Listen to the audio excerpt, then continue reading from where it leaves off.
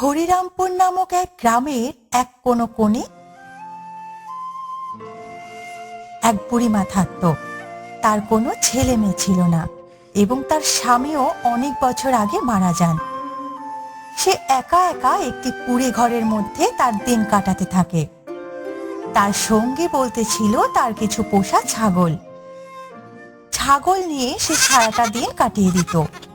ওরে ও চেলি, ভেলি, লেলি মেলি, তোরা এত ভ্যা ভ্যা করিস কেনে? আমি তো এখানে আছি রে বাপু। দাঁড়া, রান্নাটা সেরে নেই, তারপর না হয় তোদের নিয়ে মাঠে যাব। তারপর বুড়িমা তার মাটির উনুনে রান্না করতে থাকলো। কিছুক্ষণ পরে সে খেয়ে দিয়ে তার ছাগলগুলোকে নিয়ে চলল মাঠে ঘাস খাওয়াতে। যেতে যেতে, আহা বাবা রে, আর পারিনি। হে ঠাকুর, আমারে একটু রক্ষে করো তুমি এই বাতের ব্যথা নিয়ে। ওরে, ভ্যা ভ্যা করছিস কেন রে? চল, তোদের ওই পুকুরের ঘাট থেকে জল খাইয়ে আনি, তাহলে চেষ্টাটা কমবে। এত ডাকাডাকি করিস নে, সত্যি।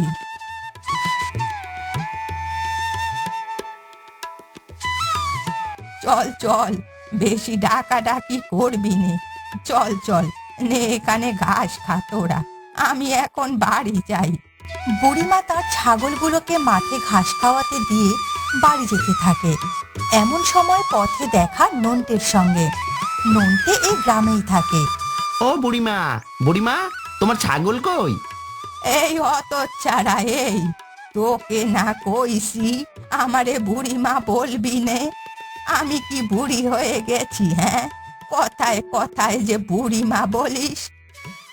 আচ্ছা বাবু, ঠিক আছে, বলবো না, কিন্তু তোমার ছাগলগুলো কোথায় গো? ওদেরকে মাঠে দিয়ে এসেছি। একদম জ্বালাতন করতে যাবি নে ছোকরা। যাই না, একটু খেলা করব তোমার ছাগলগুলোর সঙ্গে, তারপরে চলে যাব। যাস নে, যাস নে, কি জ্বালা! আমার চেলি বেলি লেলি মেলিগুলোকে এই ছোকরা একটু শান্তিতেও থাকতে দেবে না। এই ছোকরা, এই একদম ওদের গায়ে হাত দিবি নে বলে দিলাম। বুড়িমা তারপরে বাড়ি চলে এলো। যখন প্রায় সন্ধে ঘনিয়ে এলো, তখন বুড়িমা তার ছাগলগুলোকে মাঠে আনতে গেল। যাই, এবার আমার ছাগলগুলোরে বাড়ি নিয়ে আসি। বুড়িমা মাঠে গিয়ে তার ছাগলগুলোকে বাড়ি নিয়ে এলো। পরের দিন সকালে বুড়িমা তার ছাগলের ঘরের দিকে গেল এবং দেখল, এ কি, আমার আরেকটা ছাগল চেলি কোথায় গেল? এই ঘর তো বন্ধই ছিল, তবে গেল কোথায় আমার জল জ্যান্ত ছাগলটা? হায় রে, আমার এ কি সর্বনেশ হলো! আমার ছাগলটা চুরি হয়ে গেল। কে নিলি আমার ছাগল? ফিরিয়ে দে, ফিরিয়ে দে। বুড়িমা কিছুতেই বুঝে উঠতে পারে না তার ছাগলটি কোথায় গেল। পরের দিনও এভাবে তার আরেকটি ছাগল চুরি হয়ে গেল। রাতের অন্ধকারে একজন বৃদ্ধ, যার সারা শরীর একটা সাদা বস্ত্র দিয়ে ঢাকা, চেহারাটা অস্পষ্ট, সে এসে বুড়িমার একটি ছাগল নিয়ে যেতে থাকে। গত 2 দিন ধরে বুড়িমা সকালে উঠে দেখল আজও তার একটি ছাগল নেই। এই কে রে? আমার ছাগল প্রতিনিয়ত চুরি করছিস। তার হাত খসে পড়বে, খসে পড়বে তার হাত। আহা, কে আমার এত বড় সর্বনাশ করছে? আমার আদরের চেলি আর বেলিকে নিয়ে গেল। আজ তো আমাকে দেখতেই হবে, কে আমার ছাগলগুলোকে নিয়ে যাচ্ছে। বুড়িমা সেদিন ঠিক করলো সে রাতের বেলা জেগে বসে থেকে দেখবে কে বুড়িমার ছাগলগুলো চুরি করে নিয়ে যাচ্ছে প্রতিদিন। দেখি আজ কার কত বড় সাহস! কে আমার সামনে থেকে আমার ছাগলগুলোকে নিয়ে যায়। তারপর বুড়িমা বসে বসে পাহারা দিতে থাকলো রাতের বেলা। কিন্তু তার মধ্যে বুড়িমার চোখটা একটু লেগে আসলো, আর তখনই আসলো সাদা কাপড় পরিধানে একজন লোক। তার পায়ের শব্দে বুড়িমার পুরো আঙিনা কেঁপে উঠল, সাথে একটা ছাগলের আর্তনাদ। ছাগলের ডাক শুনেই বুড়িমা চমকে উঠল। এই কে রে, কে কে রে কে? বুড়িমা সজাগ হয়ে দেখলো একটা লোক তার ছাগল চুরি করে নিয়ে পালাচ্ছে। ওই গেল রে গেল, রাতের অন্ধকারে আমার ছাগলটারে নিয়ে গেল রে। বুড়িমাও সেই লোকটির পিছন পিছন যেতে লাগলো ছুটে ছুটে।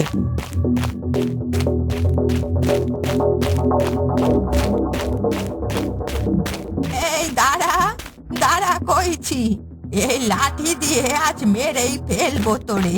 দাঁড়া দাঁড়া বলছি। কিছুক্ষণ পরে বুড়িমা দেখলো সে একটা জঙ্গলের ভিতরে এসে পড়েছে।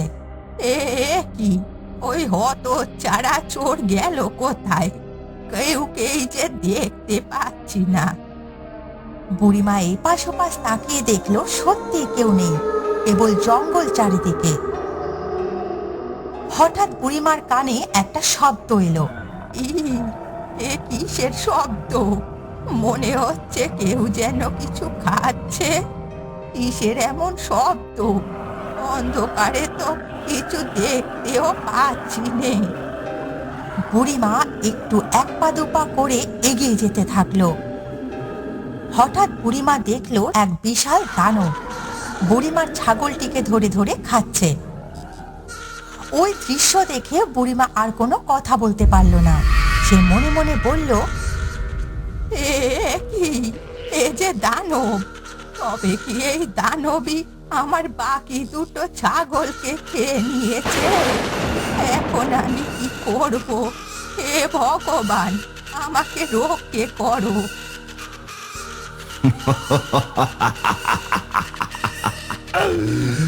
আমি ধীরে ধীরে এ গায়ের সব পশু পাখিদের ধরে ধরে এভাবে খেয়ে নেব। কি স্বাদ! এই দানব যে ধীরে ধীরে গ্রামের সকল পশু পাখিদের ধরে খেয়ে নেবে। কিছু একটা করতে হবে, না হলে এই দানব। কিন্তু তার আগে এখান থেকে বাড়ি পৌঁছতে হবে। তারপর বুড়িমা বাড়ি ফেরার জন্য এদিক ওদিক হাঁটতে থাকলো, কিন্তু সে কিছুতেই তার রাস্তা খুঁজে পেল না। তারপর বুড়িমা একটি গাছের গোড়ায় বসে ঘুমিয়ে গেল তার অজান্তে। যখন সকাল হলো, এ কি, আমি এখানে ঘুমিয়ে গেছিলাম? না, আমাকে বাড়ি ফিরতে হবে। ওই দানবকে বিনাশ করার কিছু একটা উপায় বের করতে হবে। বুড়িমা বাড়ি ফিরতে যাবে এমন সময় সে দেখলো একটি অনেক বড় প্রজাপতি এসে পড়ল বুড়িমার পায়ের সামনে। আরে, প্রজাপতিটা যে ছটফট করছে, একটা ডানাও ভেঙে গেছে দেখছি। ইস, একটু জল পেলে। ওই তো একটা পুকুর।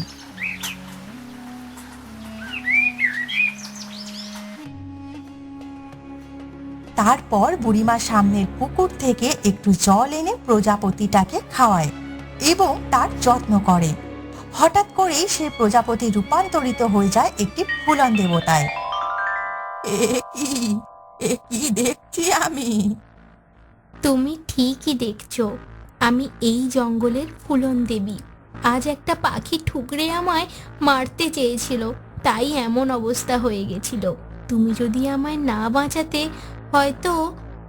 কিন্তু প্রজাপতির রূপ ধরে কেন তুমি? আসলে এই জঙ্গলের সব কিছু আমি প্রজাপতি রূপ নিয়েই পর্যবেক্ষণ করি। তা এতই যখন তুমি দেবী, তাহলে ওই দানবকে বিনাশ কেন করছো না? ও আমার তিনটে ছাগল খেয়ে নিয়েছে। জানি গো জানি বুড়িমা, এই জঙ্গলেই বাস ওই দৈত্যের, কিন্তু ওর প্রাণভোমরা যে এমন জায়গায় লুকানো আছে যেটা নিতে কেউ যেতে পারবে না। কোথায় শুনি?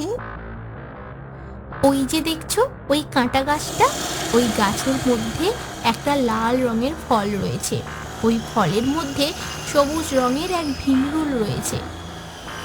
ওই ভিমরুলকে নিয়ে এসে যদি কেউ মারতে পারে তবেই এই দানবের বিনাশ হবে। তবে তুমি কেন এতদিন ওই ফল এনে ভীমরুলকে মারোনি? আমি যে ফুলন দেবী, ওই কাঁটা গাছের সংস্পর্শে গেলেই আমার সারা শরীরে কণ্টক ফুটে যাবে যে। বেশ, তবে আমি আনবো ওই ফল। সাবধান, ওই ভিমরুল যদি একবার কামড়ায় তবে কিন্তু তোমার। তারপর বুড়িমা তার হাতের লাঠি দিয়ে ওই ফল পাড়ে এবং ওই ফল শুদ্ধ বুড়িমা আগুন লাগিয়ে দেয়। ব্যাস, বুড়িমা তারপর মারা যায়। এবার এই গ্রাম আর জঙ্গল দুই মুক্ত। আমি চলি বুড়িমা। আমার চেলি আর ভেলি লেলি রে, তোদের আর ফিরে পেলাম না। তারপর বুড়িমা বাড়ি ফিরে গেল।